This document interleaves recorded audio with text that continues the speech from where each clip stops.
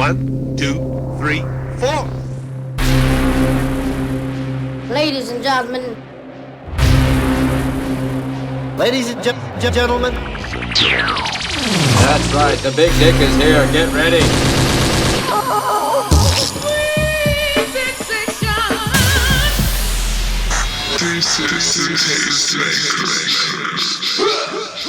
May we start?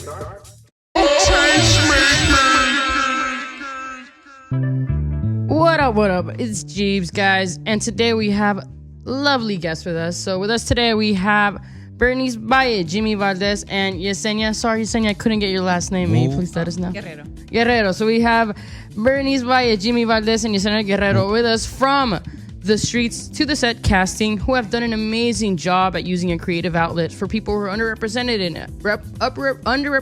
and allowing them to share their experience on screen.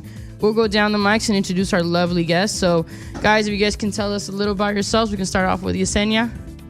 Why me? Because you said you had jitters. Well, Yesenia. Yesenia. Oh, can you hear me? Yeah, give a little poke. I get a little. You want to give the mic a little love? Come on. Yeah. Don't be afraid. Don't be shy. My name is Yesenia, and model actress. Why you gotta go to me? Just a little bit about ourselves. Yeah, you know. Come on. Let's whatever gas you wanna yourself tell up. That's us. what we're here for. We're here to gas you up, and you're here to gas yourself up. Come on. Can they go first, and then I'll come back? All right, we'll start out with Berenice. Berenice, tell us a little about yourself. Tell us, any fun facts? We're just breaking the ice a little. Any fun facts? I'm half Salvadorian, half Mexican, so as you could see, that's best of both worlds. Of course, right? So I'm not gonna tell you my age. No. Fun fact: I'm actually one of the only sisters in my family with my siblings. I do have stepsisters, but growing up together, I grew up with nothing but brothers. So I'm a little rough on the edges, you know. Are you the youngest? I am the sixth one. So then, dang. Yeah. Oh, so you're in the middle. That's there's big a lot. family. Yeah. Go for it. Besides that, I'm founder and owner of From the Streets to the Set. You are a casting. Swag. Jimmy. Oh, what's up? My name is Jimmy Valdez. I thought Berenice was gonna say, fun fact, I'm 21, guys. I wish. Jimmy Valdez. I'm an actor, and singing actually was my first love since I was a little boy, and it was always there, backed up, and then just came back into my life, and I was able to start writing again, and actually, I appreciate everybody on social media who's accepting it really well. And I'm part of the crew From the Streets to the Set. Berenice is my manager. And just grinding, and putting in the work and utilizing the platform to uplift other young men and women who come from the struggle as well, and can be like, yo, if he comes from this neighborhood and he was able to overcome these obstacles, then I can do that too. Of course. So I'm here to just be of service and utilize my platform to uplift others. I love it. That's what we're here for, all that positivity vibes and all that. Yep. All right, so I want to hear a little what you guys do on set. What do you guys do for fun outside of work? What I've looked into your social media, you guys are like a cute little family. I love it. I love seeing it. I do. Because, again, you guys are empowering and you guys are sending this message that it's like, yo, it's okay. We have this community. And in LA, that's really all you can want, a community that accepts you. That's right. The fact that you guys are doing this into a creative outlet is pretty great. So, yeah, what do you guys like to do for fun outside of work, on set? What are the good days on set for you guys? Yesenia? You're not running away from this one. Well, it's just everybody's like a family. Everybody's like a family, and we joke around. We get things done. You guys gotta go to me. I get so nervous. I get really, really shy. Yeah. But once I'm out of that, She's gonna be jumping around the table. It's all good. Well, like you're saying, you're an actress, correct? yes. Yeah. Yes. Yeah. Tell us a little bit more about that. What about acting allowed you or pushed you to pursue it? Well, Berenice did. She helped out a lot. I was like, I don't think I could do this. She's like, nope, you got this. Just go ahead. You're natural. And then it just takes a little bit for me to warm up to it. And Of course. I'm done. You just Everybody's like, okay, be quiet. That's it. We're done. Like, cut. you did a good job. Like, okay. Like, all right, guys. Berenice, anything you want to add on As far, it seems like you are the big mama bear of all this, so I want to hear. That's exactly what they call her. That is what We could always, call me. we could always call it out every time. We can always see who the mama bear is of a group.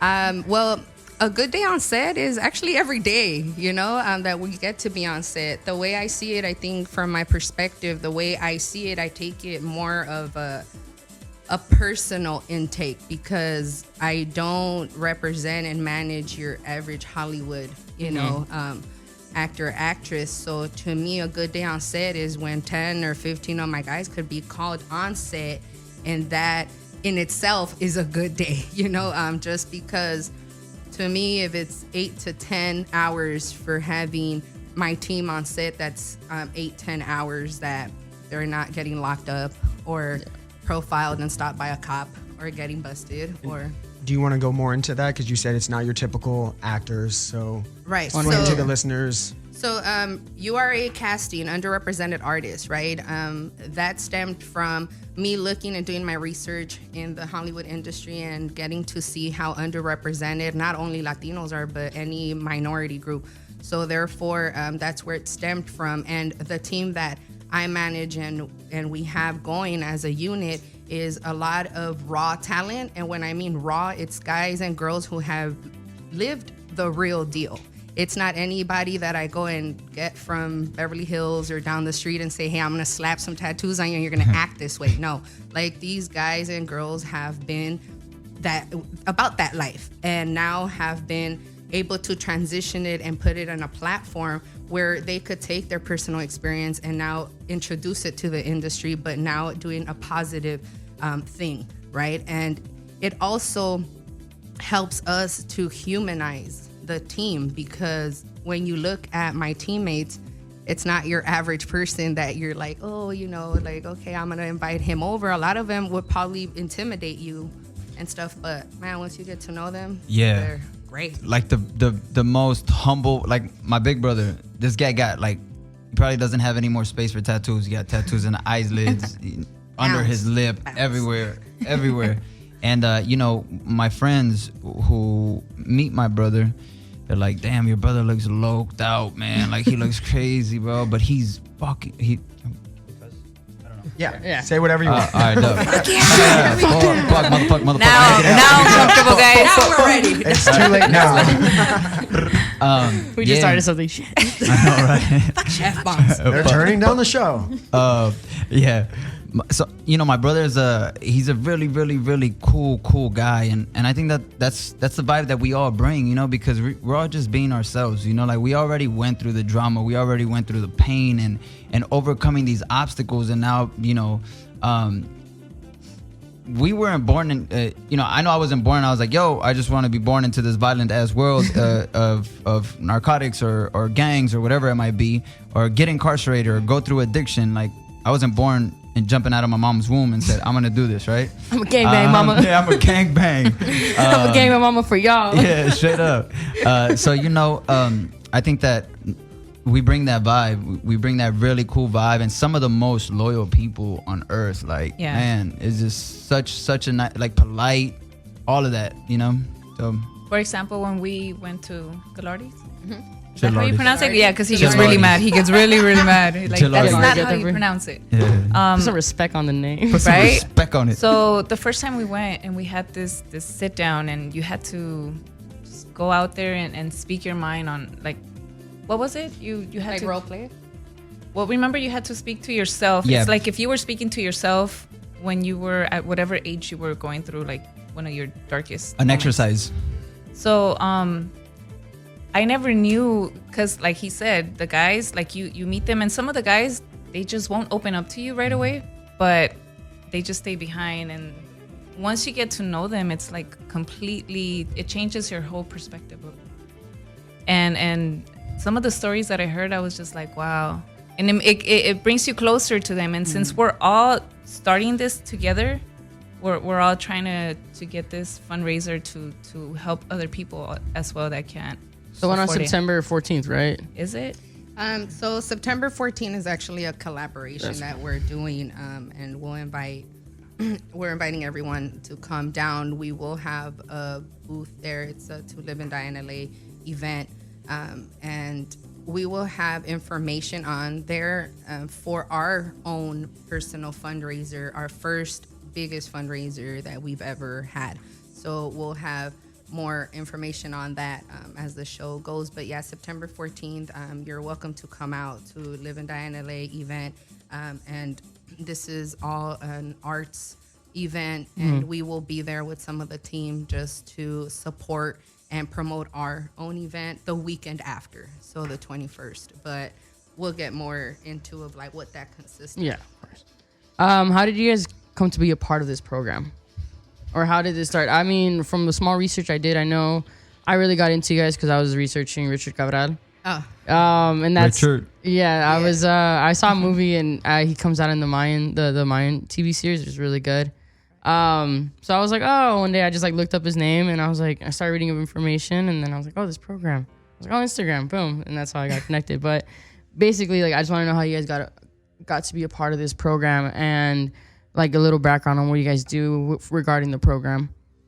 As far as how the founding of this started, it kind of just something that fell in my lap. Like, someone wanted raw talent. At the time, I was a gang interventionist in the area that I live in, so I'm well respected and known with a lot of communities. So therefore, when they asked for the real deal, I said, man, I got that, and it started off with 7 guys out of a garage. And if you look at us now, it's a little more over than 200.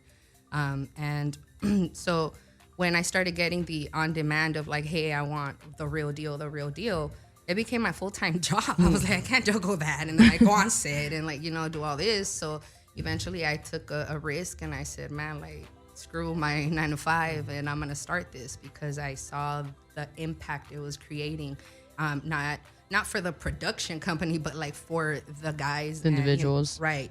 So therefore I was like, man, like, if I could create more of this on a daily or often, then that's a success. So I started investing in it. And as far as how Richard came involved, I've known Richard for a while, and he's, part of Homeboy Industries and stuff. And I'm a former employee at Homeboys, and that's another big family. But that's how we got in touch, and we started like a homie to homie, networking event where we help each other, so if you have our raza, right, like in the industry, whether it's casting, videography, cinematography, whatever, we all come united and see how is it that we could feed off each other. So that's how Richard played a part, and now he's full on support, and he has the scholarships like happening for some of the guys and the girls through Gilardi, and being able to provide acting classes and stuff. So I'm gonna let them share how they got involved.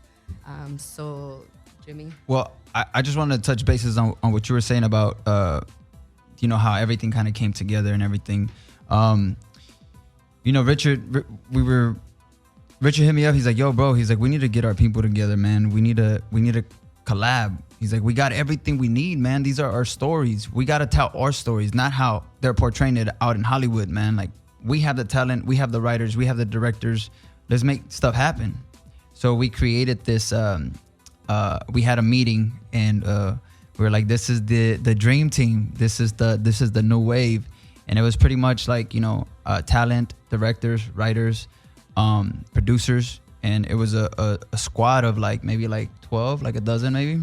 And Richard was there as well. And so what came out of that were a lot of great things, and we got a lot of things coming out. But I wanted to shout out Slipping Into Darkness.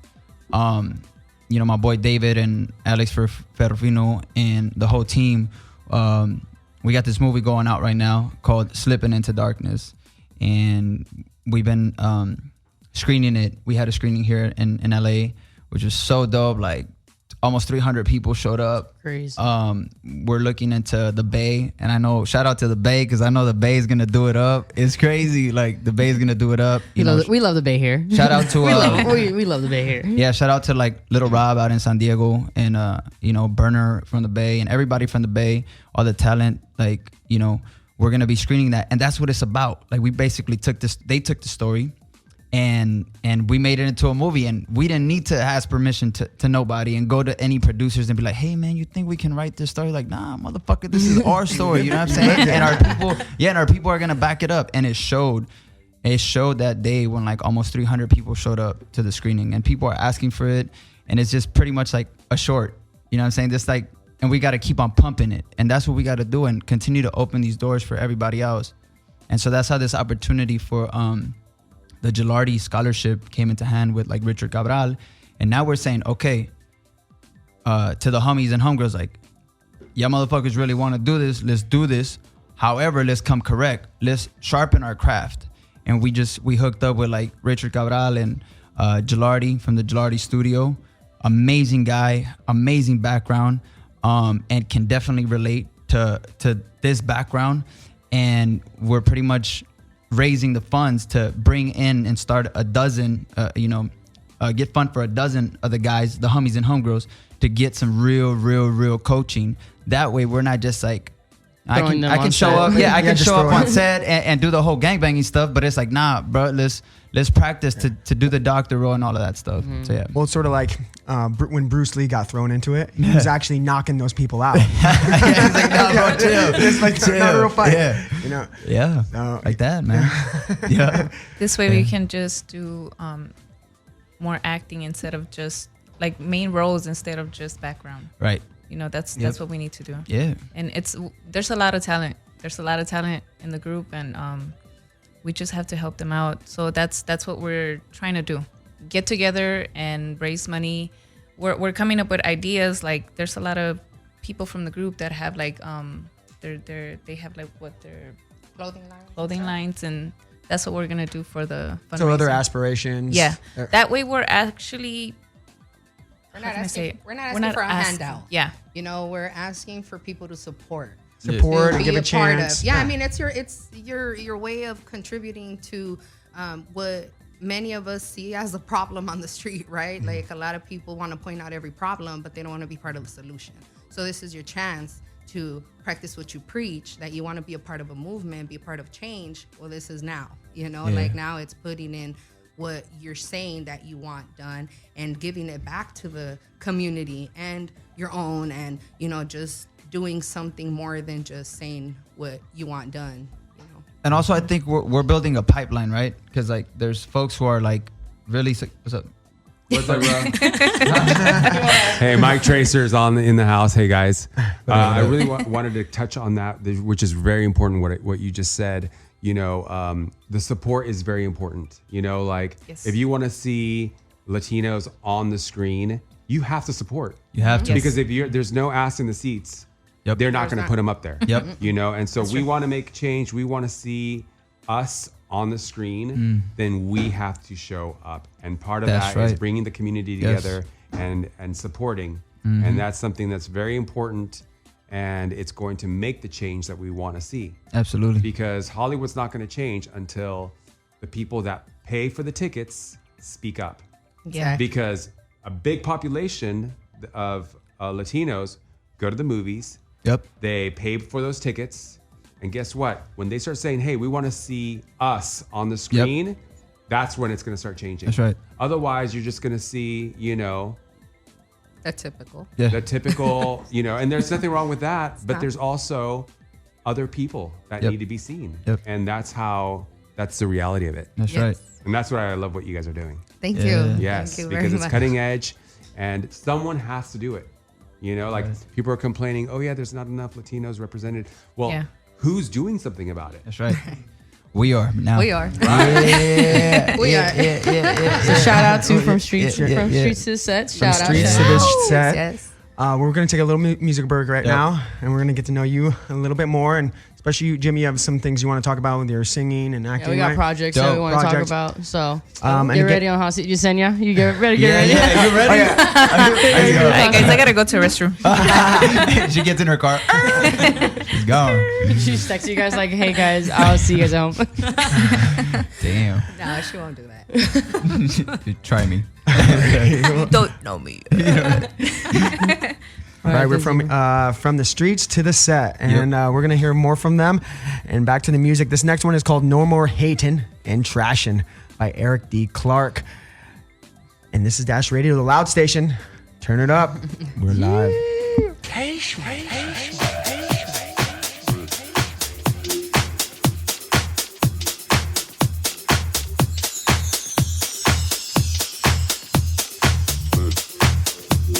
And I call my friend. I'm like, yo, she actually hit me up. She wants me to go on SWAT. I promise you, when I went there, I was just like nervous, and I'm like, oh my God. I was sweating, and it was early in the morning, and I'm just, people started coming to me, and I was like, don't talk to me, please. Oh my God. I'm like socially awkward. So, but once I got to meet the team, it was just like, I felt completely comfortable. I felt like I've known them and we were on set for 12 hours that day, right? And ever since then, like, she's gotten me in the Mayans, SWAT. I did a couple music videos. Little Rob, with Burner and Tercer Elemento. Oh yeah. Little Rob was here this weekend, right? At Grand Park, or he at the Cuco event, right? Yeah. Yeah. Damn, So sick. and I met his wife. Man, everybody's like extremely humbled. You know, sometimes you feel like, I don't know. I thought I was like, oh, they're just gonna act really bougie, you know. But no, nothing, not even close to it. But I loved it. I love the vibe. When you meet production, they're always very welcoming. Of course, yeah. And you know, it's an experience that, it's like she said, it's very surreal. You get there and you leave there so humbled, where you're just like, wow, I just fucking did that shit. Fuck. And I go home and I tell my kids, they're like, you're right. But when they see me on TV, they're like, Mom. That's dope. Oh my That's God. dope. Quick little shout out to my little bug. Tomorrow's his birthday. Hey. Yeah. Happy And they're birthday, listening little right guy. now. He was so happy Happy when I left. He's birthday, like, Mom, early. where you going? I was like, oh, I'm going to be on the radio. He's like, what? That's tight. Joking Shout out around. to the little ones. Shout That's out. right. So yeah, that's my story, and she's got me photo shoots, a lot of photo shoots. So I guess they liked when I dress up like straight gangster. It's like we want her on their shoot, we want her on the videos, and it's surreal. It's that word is just I can't stress it For enough. lack of a better word, Yes, it's surreal. Yeah. I'm just Oh, like, that's real. what? Me? Nah. Yeah. But yeah, and that's how I got started, and here I am. You grew up in LA, right? Yeah, South Central. Nice. Whoa. Shout out to my South Central. I'm Yeah. from there. Yeah. Shout out. Eh, That's yeah, Ayuda mi and gente, ayuda mi gente. right. so it's Hey. like, you know, anybody can do it. I'm a single mom, and I never really thought that I would get a chance like this. And it's just, you got to put yourself out there. You have to speak up. And there's so many of my followers that are constantly asking me, like, how do I get in with you guys? And I give them her information. They're like, oh, but she's not gonna call. It's like, take your time, just relax, because it's gonna happen. It took me a while, but like, you know, they hit her up and they ask her for specific people, and sometimes you don't might make hit the her cut, up yeah. one day, and then the very next day you got your shot, right? So it's just, man, just I don't know. Nice. Thanks, Berenice. Like, I really appreciate it. Oh, thank you. Everything you do. Hell yeah. All right, and with that, we're gonna go Echo Park area, Silver Lake area. So a lot of nice what- food spots over there. Yeah, now. Now. How I got started, I think I mentioned briefly on how I got started. What keeps me going?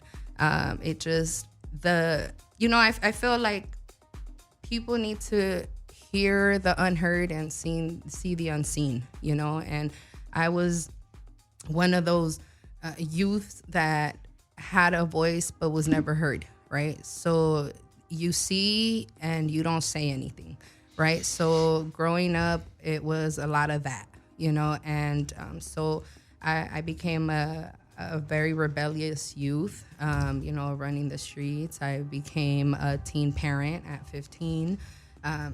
Shout out to my son and my daughter, Angel Janice. My daughter says she's my number one fan. I believe it. You are.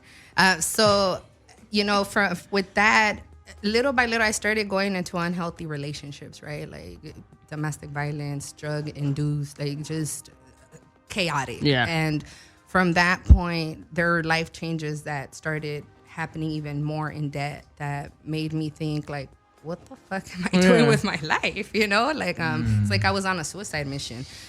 So till something happened drastic in my home where it was like, you know what, it's time to grow the fuck up, you know, and do something different and even go against the grain, because the norm was to gangbang, get in trouble, do all that. Like, see, you're at like ranking levels, you know, like where are you at and where, you know, but it comes to a time where, like I say, anybody could shoot a gun if you teach them to, you know, anybody could gangbang, anybody could do that, but not everybody could man up and take care of a family. Not everybody could man up and break a cycle. Not everybody could break an addiction. Not everybody could do something different. So or start a whole creative agency to Wow, for the present. I'm just saying, you know? And there's a lot of people that never get to that point where you did, where you actually something clicked. You saw the light. Sometimes it doesn't click. It never clicks. They whether they go in prison or lose their life, right? Right. So, and you know what? And no judgment to anyone out there that is still finding their way through their life, because you know what? Everybody's path is different. Just because maybe mine changed at 27, that doesn't mean that the next person don't learn at 19, 46. you know? 46, 50, whatever it is, you know? I think that what keeps me going is the faces, the priceless faces where I'm on set. Sometimes, you know, I'm running around and everything, and they might see that I'm not just chilling, but when I do and I'm at a cut and I'm just looking at my team, I'm like, that's right. Like, that's why the fuck I do this shit, you know? Because, you know, because it just means a lot, you know, not only to my family, but to even have kids, like when we have meetings and stuff, like come up to me and be like, hey, can you get my dad on again? Or, oh, you're the one that did that, you know, for my pops, or, you know, that's what drives me. I mean, I'm a human being, you know, like there's days where I'm like, man, fuck everything, you know, fuck my kids, fuck all this, you know, but you know what, it's like, I'm a human being, but nevertheless, I think about things and I'm like, you know what, I was given this position and these tools to direct people, and I'm a believer of a higher power, you know, that I choose to call God, and I think that with that in itself, that's the foundation where I'm like, okay, you know what? I've been through so much, but this has been the outcome. And now I could relate, and now I could provide opportunity, and now I could show change, and now I could do this. So why not do it? I mean, I was self-destructing. I destroyed my community. I lied, I cheated, manipulated. Best of the worst, you know? So why not give that full force back onto something positive? And now you have a whole movement and a whole team backing you up like you would on the street, but except that this team stays loyal no matter what, you know? Like the other ones, I don't know, you know? And that's really a gamble that you take. But getting into this and just seeing the change and the doors that have been open and the people have reached out and just everything that's happening, it's like there's not even a space to stop no more. Like, even though there's days, like I said, you know, like, damn, now what? I mean, not a few days ago, I was having a conversation in one of the guys' like backyard, shout out to Bounce. We were there, and man, like, I literally, I'm not scared or afraid to say, like, I have feelings, you know, and I'm in tears. And he was like, boss, what's wrong? And I was like, I feel like I should be doing more, you know? But it's like, everything takes patience, man. And I'm not giving up. I'm not quitting. And, that's right. And when I do feel like I want to, I got not only these two beside me, but a whole squad that is like shout out to the squad. You know? Shout out to all of you guys. Yeah. 3 2 sets, So yeah, that's what keeps me going. You guys heard a little bit of what got me started, but that's what keeps me going. you want to go, Jimmy? Yeah, I just want to say there's such a nice conversation going on, you know, and I just sitting here listening to it is so uplifting to be able to be on this scale, on this vibe. Well, all of you are very inspiring. Yeah, wow. yeah. Thank you. It's amazing you guys are here, you know, telling your story. Yeah. Because you might not have been, right? That's right. No, absolutely. And what you said was like a big point, and like, you know, some people don't get to a certain age, and then Berenice saying, like, you know, it's all good for the people that are out there that haven't, for lack of words, I don't want to use that word, gotten to that point. We'll just keep it like that. Gotten to that point, right? And but it's also saying like it's all good, guys. You get whenever everybody's journey. We were just talking about this the other day.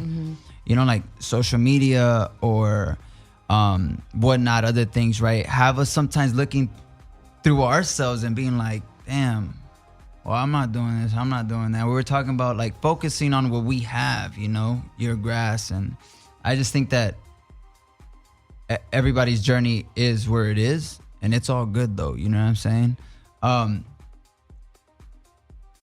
And about like Yesenia, I just want to say, like, you know, all the work we've been doing and stuff like that. And I think ultimately too, it's like that uplifting and empowering one another, you know? But yeah, man, my name is Jimmy Valdez. Yeah. Tell us a little bit more about yourself, Jimmy. Yeah. My name is You're Jimmy telling Valdez. me a little things about behind the scenes, so I want to jump into that. Good thing that we led into that. I want to know about you a little more. You did say you're a model singer, and you corridos, right? Yeah, that's right. All right, so he will be sampling a corrido for us in a little bit. Oh, what? Yeah, just to give us just a little, just so our listeners know what corrido is, and as well as like, because it is a big part of I'm Guatemalan, so I can't really say, but the fact that you know all of that, like, I know it's a big part in Chicano history, and I want to give my respects to that. So Jimmy, you can give me a little bit about yourself, and then go into a little corridos freestyle that we have. That's tight. I love everything you just said, you know? Shout out to, you know, the homies from South Central who are checking in as well, you know, cheering. It feels good to see that, you know, the people you grew up with, the people that also saw you go through your ups and downs and crazy journey, and to see us having this conversation right now, you know what I'm saying, and all this work showing, man. It's beautiful that they can sit there and be like, that's right, baby, let's go. Hey, South Central, hey, this, that, you know, homies are checking in. So, oh, good. Yeah, I grew up in Los Angeles, born and raised in Los Angeles. Mi gente. Yeah. My parents are Mexican. They're from Sinaloa in Jalisco, Guadalajara.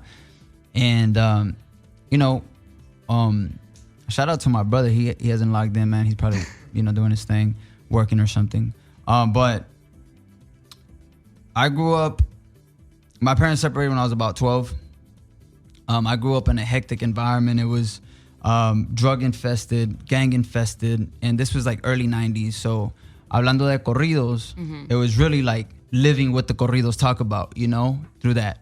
And for people that don't know what a corrido is, my definition of a corrido is storytelling, telling stories. There's different storytellers when it comes to corridos. You can do narco corridos, telling the story of somebody. And in most cases, it's kind of like of that world, of the streets, of the, you know, politics and stuff like that. But not these politics, but politics, right? But, you know, my parents separated, and the environment that I grew up was like that. And,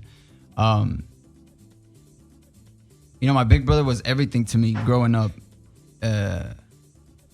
And when my parents separated, right around that same time, he happens to, you know, go to prison. And we moved to the West Side. Shout out to the West Side, everybody in Mid-City. That's where I live now. Hey. That's right. Yeah. Hey. I started middle school there. And then from there, everything just, you know, I was always big in sports, doing sports and staying busy like that. But my brother wasn't around. My parents separated, and, you know, you kind of start seeing, like, you know, the kids in the corner become your family, you know. And what I realized, it was like we were just a bunch of broken kids in the same corner. Yeah, you know, that's really what it was, you know.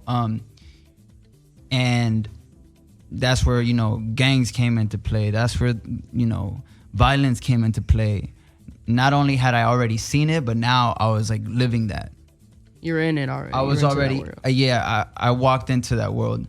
And, you know, of course, all of that, you know, came with a price. And thank God it was incarceration. Because, again, we're here speaking about this. The fact that I'm sitting here speaking about this and having the opportunity to uplift other people and have kids go the other way, like, no, bro, not that way, this way. You know, the fact that I can do that is a blessing. That led into my incarceration. I was 17. I had came back from Culiacan, Sinaloa, 17. committed a crime, was sentenced to 8 years in the juvenile CYA, Youth Authority, and I ended up doing 3 years. While I was incarcerated, that's where I realized I started like examining, like, you know, my upbringing, and there's a lot of time to think in there, you know? So I was able to educate myself, started reading, started learning about myself. That's the most important and powerful thing we can do, is learn about ourselves, right? So I got the opportunity to do that. And the whole passion for singing and all that. Singing and everything, you know, came into play, writing. And one day I was telling a story, and somebody said, yo, that sounded like a movie. And then I remember I went to my bunk that night, and I was thinking to myself, like a movie. I was like, what the fuck? That was my life, you know? Is it like a movie? So anyhow, that led into, like, you know, encouragement from my peers, like, dog, you need to write scenes, write your music. And they love the music, right? But I learned the power of words while one day I was in my cell. We were on a 22 and 2. So like 22 hours in my cell, 2 hours out of my cell. And 22 hours back in the cell, 22 hours out. And everybody on the cell block, you know, somebody was like, yo, Jimmy, hey, you know that song you wrote about your godfather? And it's a corrido that I wrote about my godfather's murder. Mm-hmm. And he's like, I was like, yeah. He's like, sing it, bro. He's like, that shit is hard. And so I started singing, and the cell block just started shaking. Like, people were just like banging, yelling monikers and, you know, all kinds of stuff. And as my pitch went higher, I realized that it was shaking even more. And then that's when I learned the power of words. And I was like, my voice, these are the lyrics that I made. And I got them acting up like this. Mm-hmm. So I learned the power of words and the power of my voice. So it pushed me away from music. But the same thing that pushed me away from music brought me back to music, because I said, you know what? My voice is powerful. I have a voice.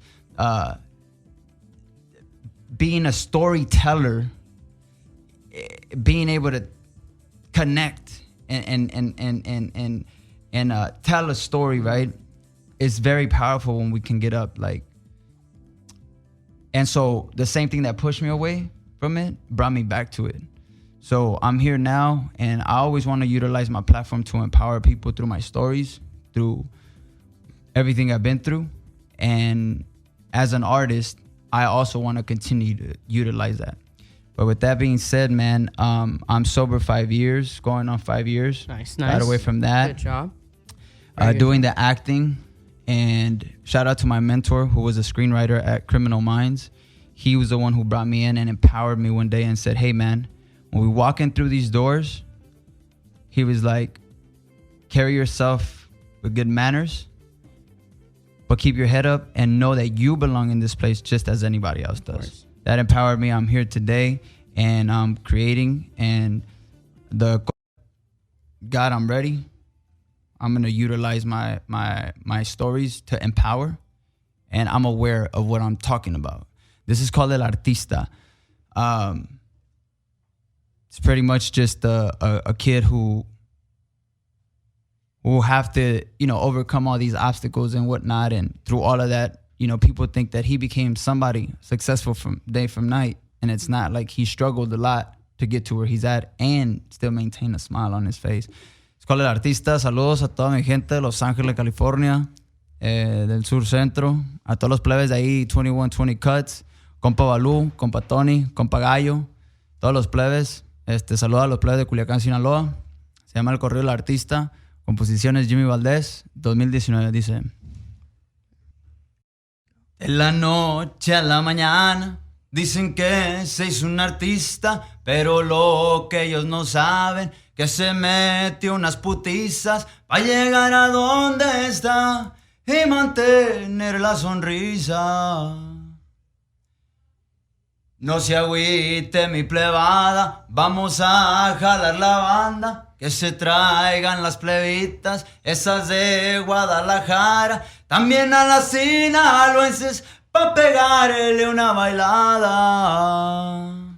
Un tiempo estuve encerrado y me perdí en las drogas. Muchas amistades mías en el cielo están ahora y mi padrino la parca en Culiacán, Sinaloa. El corrido del artista, muy pronto ahí viene, lo vamos a grabar, gracias. Shout out. That was beautiful. I love your voice. Appreciate it. Very authentic. Thank you. Thank you. Ladies and gentlemen, you're listening to the Tastemakers with Zebra and Geebs. Dash Radio. I'm coming!